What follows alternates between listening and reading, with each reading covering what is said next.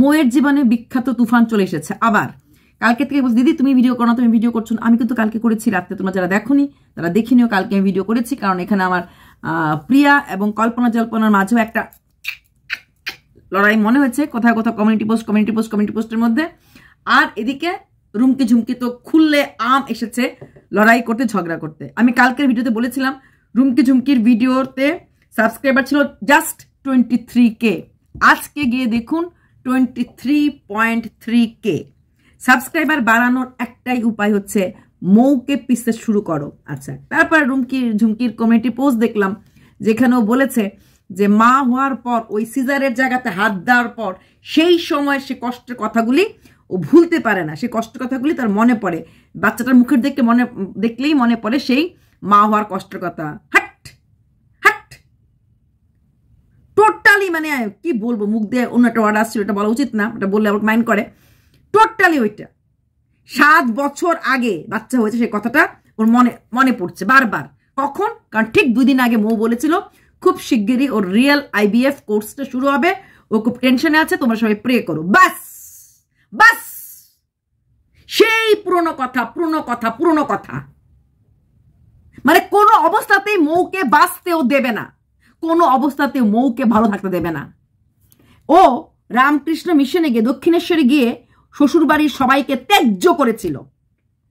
আমি যখন খুব খুশি হয়েছিলাম, ভিডিও করে বলেছিলাম খুব ভালো করেছো, এখন থেকে আমার মুখে আর আমার ভাসুর আর জায়ের কথা শুনবে না। ও শুনবে না ভাসুর জায়ের কথা, বলবে না। তারপর ওই ঠাকু মারা গেল, মিল হলো, তেজ চলে গেল। তারপরে তখনও কয়েকদিন কন্টিনিউয়াসলি কন্ট্রোভার্সি, শাশুড়িকে টাকা দেবো, টাকা কেন দেবো যদি আমার ভিডিওতে মুখ না দেখায়, হয়ে গেল। শাশুড়ির ওই লোন দিয়েছি, শাশুড়ির ছেলে রোজগার টাকা তুই খাচ্ছিস। অসভ্য দেখেছি আমি, এইরকম অসভ্য দেখিনি। এই মেয়েটাকে আমি ভালো গোবেচারা গ্রামের, কথা বলতে পারে না ভেবে সাপোর্ট করেছিলাম। কিন্তু একটা মানুষ এতটা নিচু স্তরে কি করে হয়? সবসময় আমি সেই মানুষের পাশে দাঁড়াই যখন আমি জানি যে ওয়াইটিতে তো সবাই সাবস্ক্রাইবার আর ভিউজ দেখে যাবে, এর পাশে কেউ দাঁড়াবে না, সবাই মৌর পাশে দাঁড়াবে, কারণ মৌ বড় চ্যানেল। সেই ভেবে কিন্তু আমি এই মেয়েটার পাশে দাঁড়িয়েছিলাম। যখন আমি দেখলাম মৌ প্রেগনেন্ট হওয়ার সাথে সাথে, মানে প্ল্যান করার সাথে ও প্রেগনেন্সি প্ল্যান করে ফেললো, তারপর ওটা অ্যাবর্ট হয়ে গেল। আজকে ভিডিওতে কথাটা বলেছে, এতদিনে আমার ওই কারণেই তো আমার প্রেগনেন্সি নষ্ট হয়েছে। দিতে প্রেগনেন্সি নষ্ট হতে পাগলামির জন্য। স্ট্রেস থাকলে প্রেগনেন্সি নষ্ট হবে। বাচ্চা মিসক্যারেজ হয়ে গেছিল, যেই মৌ এপ্রিল মাসে যাবে বলেছিল, তারপরে ও প্রেগনেন্ট হয়ে গেছিল, তারপর মে মাসে নষ্ট হয়েছে। মৌ তো প্রেগনেন্ট হয়নি সময়, মৌ তো জাস্ট গেছিল ওর ক্যান্সারটা কি অবস্থা আছে না, তারপরে IVF ট্রিটমেন্ট করেনি, শুরু করেছে কলকাতা এসে। অথচ আবার বললো ওর সেকেন্ড প্রেগনেন্সির জন্য নাকি এইসব দায়ী। কি ছাতা মাথা বলে রে ও। আবার সেই মায়ের লোন দিয়েছিলাম। ঈশ্বর মানে কি করে সহ্য করে এই জিনিসগুলো আমি বুঝে পাই না। মাটাকে এইভাবে হেনস্থা করে চলছে। আর ঠিক এটা বলেই ও বুঝে গেছে। আজকে বলেছো ভিডিওতে যে তাতে কি হয়, আমি তো রেগুলার ভিউজ পাই, কয়েকদিন একটু বললাম 4-5 দিন একটু ভিউজ পাই, তারপর তো আবার সেই পুরোনো ভিউজ এটাই করে। ওই 4-5 দিন না, ওটাকে 10 দিন মতো থাকে ভিউজটা, ওটা চলে যায়, সাবস্ক্রাইবার বাড়ায়। ওই একটা খেলা, বছরে 2-3 এই পাগলামির ছাটাটা উঠে, ওই 2-3 ছাটা উঠলো, 2-3 যা রোজগার করার করে ফেললো, করে ফেললো। তারপর কি হলো, ও আবার চুপ থাকলো। সিজনাল, পুরো সিজনাল। এটা মৌয়ের সুখ সহ্যই করতে পারে না। আবার কালকে বলেছে আমার তো ইউটিউবে সব না, আমার তো চাকরি আছে। জানিস তো তোর চাকরি আছে, তাহলে তুমি চিল্লাস কেন? তোর জায়গাতে কোনদিনই মৌ আসতে পারবে না। তোর একটা সিকিউরড লাইফ, সিকিউরড জব, তোর বরের সেন্ট্রাল গভর্নমেন্ট চাকরি, তোর বরের পেনশন আছে, তোর বরের সব আছে, প্রমোশন। আমি নিজেও ভিডিওতে বলেছিলাম প্রমোশন পেতে কই চলে যাবে, প্রমোশন পেয়ে কত চলে যাবে। সেখানে মৌয়ের সারাটা জীবন চলবে হার্ডওয়ার্কিং দ্বারা। হ্যাঁ, ইউটিউবে টাকা যেটুকুন জমিয়ে, যেটুকুন রাখতে পারে, যেটুকুন করতে পারে, সেটুকুন দিয়ে চলবে। ওর ইউটিউবের আর্নিংটাকেই সেভ করে ওখান থেকে কিছু বানাতে হবে, কিছু করতে হবে। তোমার কাছে ইউটিউবটা হচ্ছে একটা মানে হাত খরচার মতো, ওর কাছে ইউটিউবটা হচ্ছে মেইন সোর্স অফ ইনকাম। প্রতি মুহূর্তে মোর চিন্তা লাগবে যে আমি যদি একদিন ব্লগ দিতে না পারি, আমার কালকের দিন আমি কি খাবো। তোমার সে চিন্তাই নেই, সারা জীবন তোমার চাকরি আছে, সারা জীবন তোমার চাকরির পরে পেনশন আছে। কিন্তু না, সেই 7 বছর আগে মা আমাকে প্রেগনেন্সি পিরিয়ডে বাড়ি থেকে বার করে দিয়েছিল, প্রেগনেন্সি পিরিয়ডে বাড়ি থেকে বার করে দিয়েছিল বা ঝগড়া করে ও বেরিয়ে গেছিল। তারপরে তো এমন না যে ও ফিরে আসেনি, তারপর ও ফিরে এসেছে। ওখানে যাওয়ার পর, অন্নপ্রাশন হওয়ার পর আবার এখানে সুন্দর করে ঘর দরজা করে এসেছে এবং থেকেছে প্রায় 1 বছরের মতো। ওইখানে ওর 2টো বাড়ি, একটা বাবা বাড়ির সামনে একটা বাড়ি করেছিল ঝগড়া করে গেছে, তারপর আবার এখানে এসে একটা বাড়ি করেছে। পেটের ভেতরে এত হিংসা থাকলে জীবনও কিছু করা যাবে না। নিজেও দেখো আমি কেমন সুখী আছি, তাই আমি মোটা হচ্ছি, আমি ভালো খাচ্ছি, ভালো পড়ছি, নিজেই বলে, নিজের কথা নিজেই বলে। তারপরেও গঙ্গার ঘাটে গেছে, গঙ্গার ঘাটে গিয়ে ওদেরকে আবার শ্বশুর বাড়ির লোকদেরকে একদম গঙ্গাতে স্নান মানে বুঝতে পারো তো, তখন আমি বলেছিলাম শ্বশুর বাড়ির লোকের মধ্যে তোমার হাজবেন্ডটাও পড়ে। গঙ্গা স্নান মানে একদম ওদেরকে ইসে করে ফেলা। গঙ্গা স্নান কখন করে ওই ওয়ার্ডটা আমি বলতে চাইছি না, কারণ মৃত্যুর পর শ্রাদ্ধ শান্তি মানে গঙ্গা স্নান। এই মেয়েটা গিয়ে গঙ্গা স্নান করেছে, শ্বশুর বাড়ির লোকের সবাইকে গঙ্গাতে ছেড়ে দিয়ে আসলো, গঙ্গা ডুবে আসলো। তুই ওদের মুখে ওদের নামগুলো আবার আনছিস কেন? তুই গঙ্গা স্নান করেছিস? তারপরও ও আবার সেই নাম আনছে। কোনো কথা নেই আমার যে হয়েছিল ওই যখন 7 বছর আগে, মানুষ আর শুনবে না। এখন যত সাবস্ক্রাইব হচ্ছে তো আর এরপরে আর শুনবে না। বলে যখন আমি কাউ শুরু করি তখন কিছু কিছু লোক আসে, ভিড় করে চলে যায়, মানুষ শুনবে না এক কথা। আর বলে আমার জন্য কারোর মা আটকাবে না, যার যেটা মা আটকাবে, হ্যাঁ আটকাবে, টেনশন দিয়ে, কারণ মৌ এই কন্ট্রোভার্সি দিতে পারবে না এখন। যেমন তুমি তোমার সেকেন্ড চাইল্ড যেরকম চলে গেছে অবশ্যই, কারণ ডিউ টু এই কন্ট্রোভার্সি স্ট্রেস নিয়েছিলে। মৌয়ের না হয়ে যায় প্রেগনেন্ট, কম্পিটিশন লাগে। এর আগে আমি প্রেগনেন্ট হবো, 6 বছর মা হতে পারেনি। যেই মাসে মৌ বলল এপ্রিল মাসে ও যাবে এবং প্রেগনেন্সি করবে, ও কিন্তু সেই এপ্রিল মাসেই প্রেগনেন্সি হয়েছিল এবং মে মাসে গিয়ে বাচ্চাটা অ্যাবর্ট হয়ে গেল। মৌ এপ্রিল মাসে গেছিল, ও ভেবেছে এপ্রিল মাসে মৌ প্রেগনেন্ট হবে। এইখানেও একটা হাড্ডারি লড়াই শুরু করেছিল। এখন দেখতে পেল আরে মৌর এখন IVF হয়ে যাচ্ছে, মৌ যদি সাকসেস হয়ে যায় এখন নিয়ে আসলো। আমার সেকেন্ড চাইল্ড হতো, যদি বুঝতাম বাড়ির থেকে বেরিয়ে যাওয়ার পর আর কোনোদিন ওই বাড়িতে ঢুকতে পারিনি, থাকতে পারিনি, ওই বাড়ির জায়গা সম্পত্তি সব ছাড়তে হয়েছে, তাহলে মেনে নিতাম। কিছুই না, ওখানেও সুন্দর বাড়ি ঘর করেছে, সুন্দর রান্নাঘর করেছে, সব কিছু থাকার জায়গা করেছে। যেহেতু বর চাকরি করে কলকাতাতে, তাই ও বরকে নিয়ে কোথাও গ্রামের বাড়ি, কোথাও ফ্ল্যাটে আছে, আরামসে মলে যাচ্ছে, ঘুরছে, থাকছে, ঠিক আছে। এত যদি বাড়ি থাকতে, বাড়ি থেকে থাক না। মোর কোন অধিকার আছে তোর জায়গাতে, তোর ঘর, সেখানে তুমি থাকবে? তোমাকে না করার কার অধিকার আছে?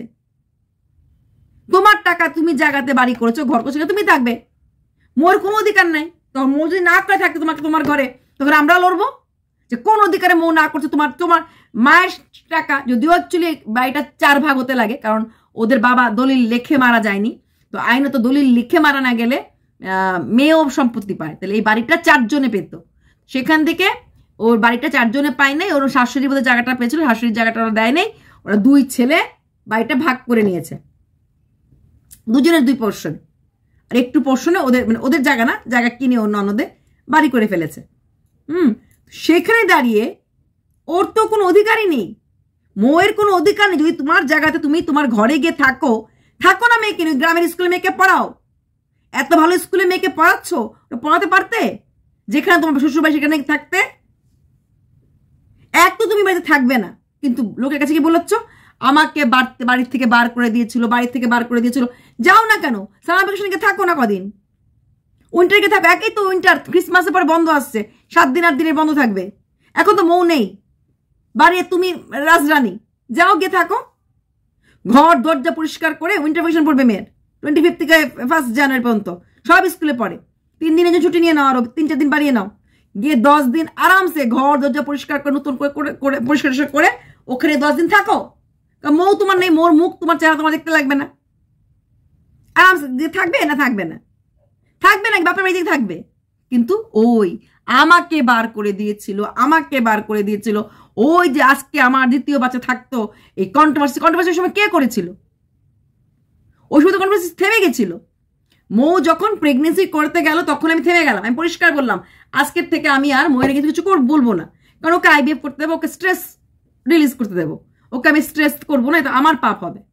একটা মেয়ে মা হতে চাইছে, তখন তুমি একা হঠাৎ করে একদিন কান্নাকাটি, একদম হই চই, মানে যেহেতু মৌ ওই ওই যে ঈর্ষাটা একটা আবার বলছে, তাহলে কি ওরও ঈর্ষা হয়েছিল যখন আমি মা হতে গেছিলাম, যে 5-6 বছর আমি তো মা হতে পারবো না, ও কেমন করে মা হচ্ছে না? ওর তখন ঈর্ষা হবে না, ওর তখন শরীরে ছিল না, ওর তখন শরীরের মধ্যে চিন্তা ভাবনা ছিল, ভাবনা ছিল ওর ক্যান্সার থেকে ভালো হতে লাগবে। কমন থিং, ওর প্রধান দায়িত্ব তখন ছিল ক্যান্সার থেকে ভালো হওয়া, যে আমার ক্যান্সার নির্মুক্ত হতে লাগবে, আমি কবে মা হবো, আমার এখন তখন মাথা তৈরি থাকবেই না। প্লাস তখন ওদের আর্থিক সঙ্গতিও ছিল না, ওইটুকুন সেন্স মনের মধ্যে ছিল, জানা কথা অ্যাটলিস্ট আমি আগে ক্যান্সার মুক্ত হই, তারপর আমি মা হব, তারপর আমি কিছু একটা করবো, ওটা হবে। ওই সময় কি তোমার বাচ্চাকে নিয়ে তুমি মৌর একটা খরগোশের বাচ্চা ছিল, 3 জনে মিলে বসে বসে তেঁতুল মাখা কুল মাখা খেতে না বাগানটাতে বসে? দেখিনি তোমার ভিডিওতে, মৌর ভিডিওতে দেখেছি তো। 2 যা, বাচ্চাটা বড় হয়েছে, বাচ্চাটা আবার খরগোশটাকে ধরেছিল, মৌ বলছে বাচ্চাটাকে রাখ রাখ রাখ, এটাকে ধরিস না।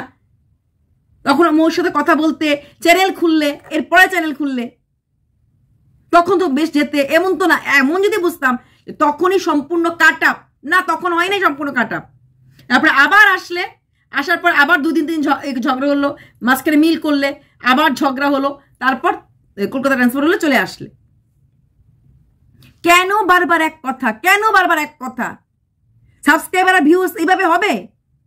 মানুষ পাগল পাগল পাগল পাগল বলে। আজকেও লিখেছে কমেন্ট বক্সে সাইকো সাইকো সাইকো। এই কি করে মেয়েটা মুখ দেখাবে স্কুলে কদিন পরে?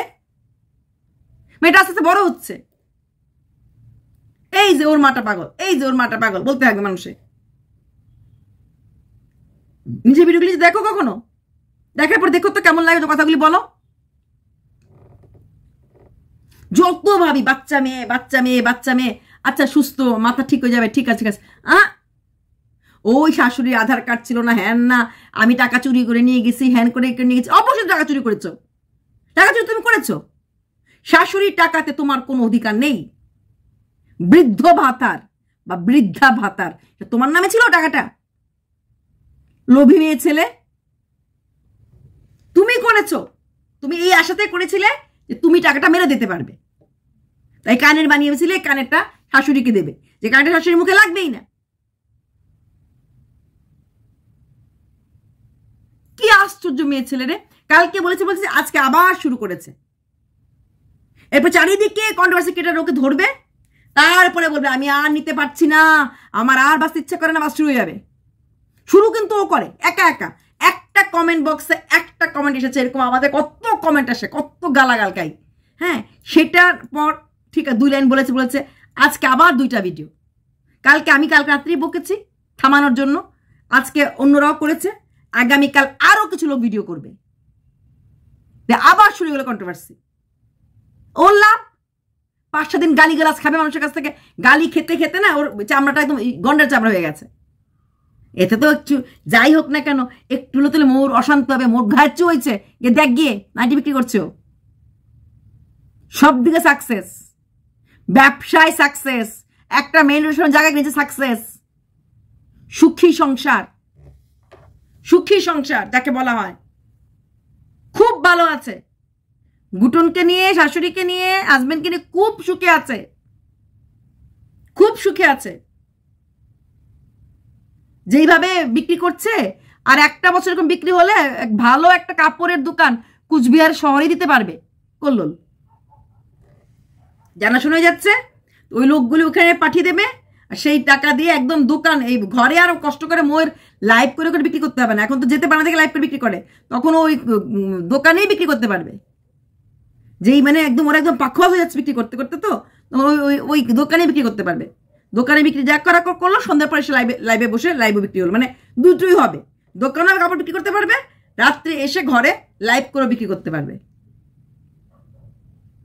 খুশি হওয়ার কথা যে ওরা ওদের মতো আছে, আমার ওরা খায়ও না, আমার ওরা নেয়ও না, আমি ওদের দিকে তাকাইও না, জাহান্নামে যা। এটা হওয়া উচিত ফিলিংস না। 7 বছর আগে আমাদের আর সিজার হয় নাই, আমাদের একটা দুটো সিজার হয়েছে, আমাদের এমন কোনো পুরনো স্মৃতি মনে পড়ে না। পুরনো স্মৃতি মনে দরকার পড়ে না, তো পুরনো স্মৃতি মনে করার দরকার পড়ে না। আশ্চর্য মেয়ে একটা। মানে আমি খালি ভাবি, যদি মোয়ের একটা ফুটফুটা টুকটুকা সুন্দর একটা সন্তান হয়, ও জানে কি অবস্থাটা হবে, কি অবস্থা, কি করে মৌ সহ্য করে।